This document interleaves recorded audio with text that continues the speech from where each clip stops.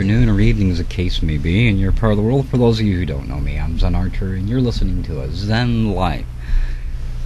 Today we're going to talk about a question that comes up quite often, especially when you have religious faiths coming together and interacting with one another, as well as those people who are atheists and don't believe in a supreme power at all. And I have some bad news for some of you, but we're going to give it to you the way that I see it and the way that I conduct my life. For those of you who don't know, I grew up in a Christian home.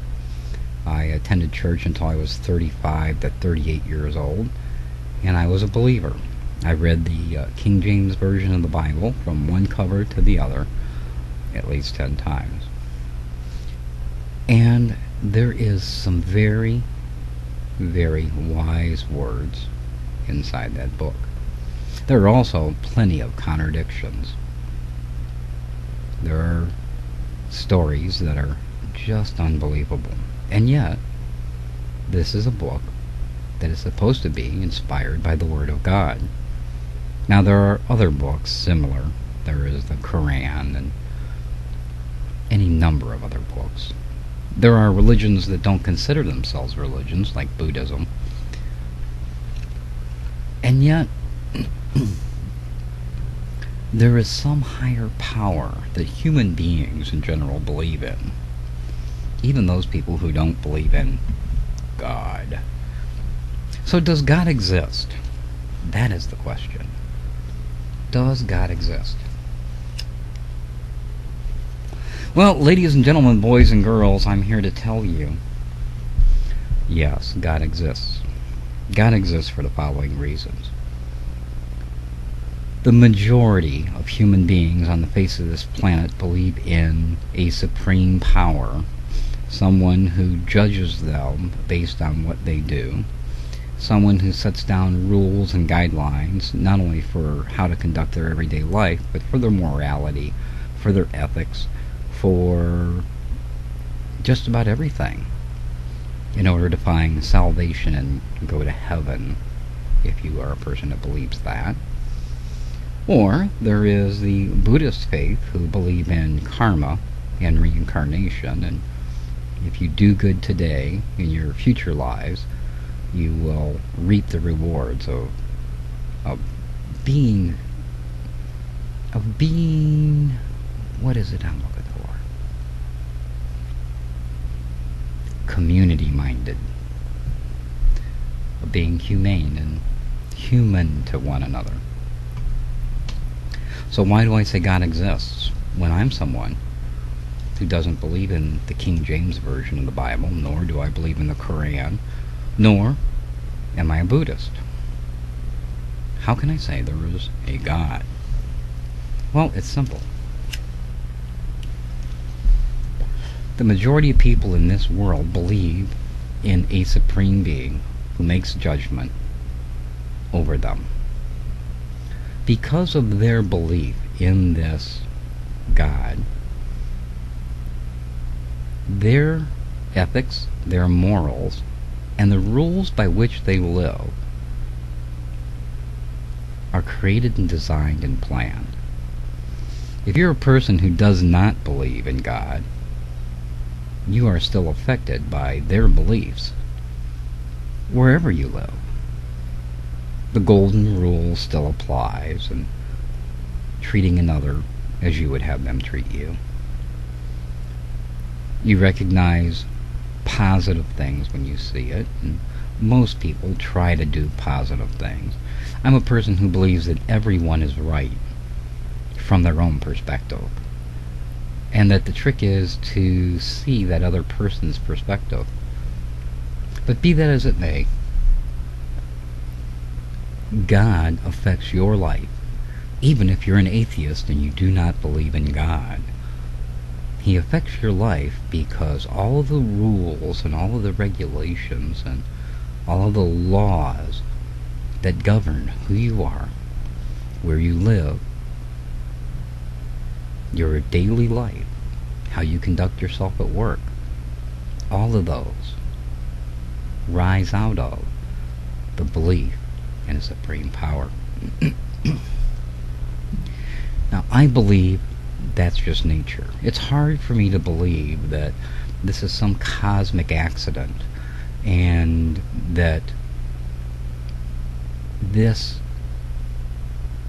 symphony of life that we live in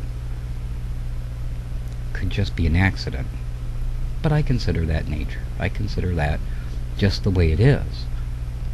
I believe in the power of attraction because that's just the way it is. Did you know that there is an ant that gets a parasite in its brain that causes it to hang from the end of a leaf? That is the ultimate goal of this parasite, is to make this ant hang from the end of a leaf. The end, of course, because that is the most tender, and because that is the part of the leaf that a rabbit eats. And in doing so, he eats the ant.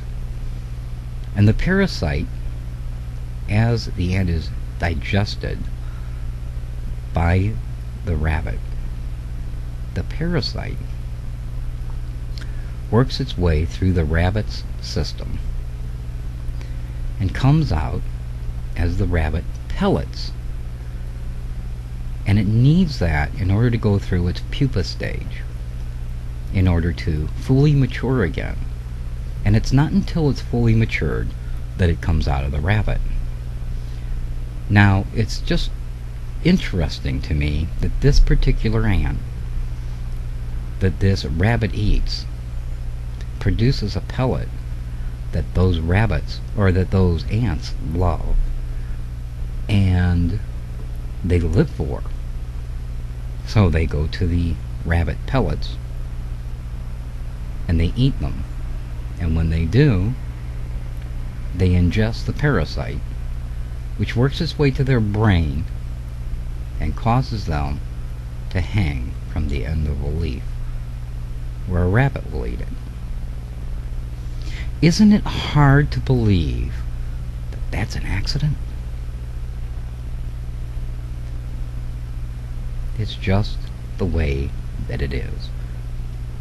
So although I don't believe in a God that sits in judgment up in the clouds somewhere, and that there'll be a heaven when the roll is called up yonder, I know something holds us all together. If you want to say that nature is God, I don't have a problem with you saying that. I choose not to.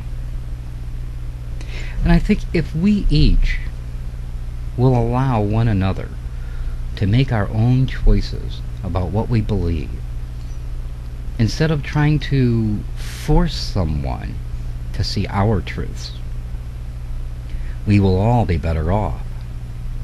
If you're someone who is Christian, you know that God created Adam and Eve. You know it from your book, God created Adam and Eve.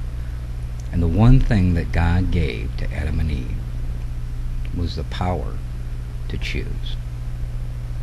A very individual thing between man and God, choosing. So does God exist? Certainly he does. Maybe not in the form that you've talked about, or you've heard about, or that others tell you about.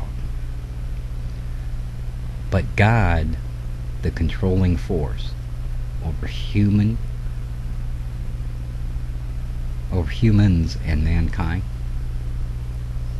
certainly exists and touches your life in monumental ways and in insignificant ways every day. Just something to think about from me to you. Until next time, this is Zen Archer, saying you be well.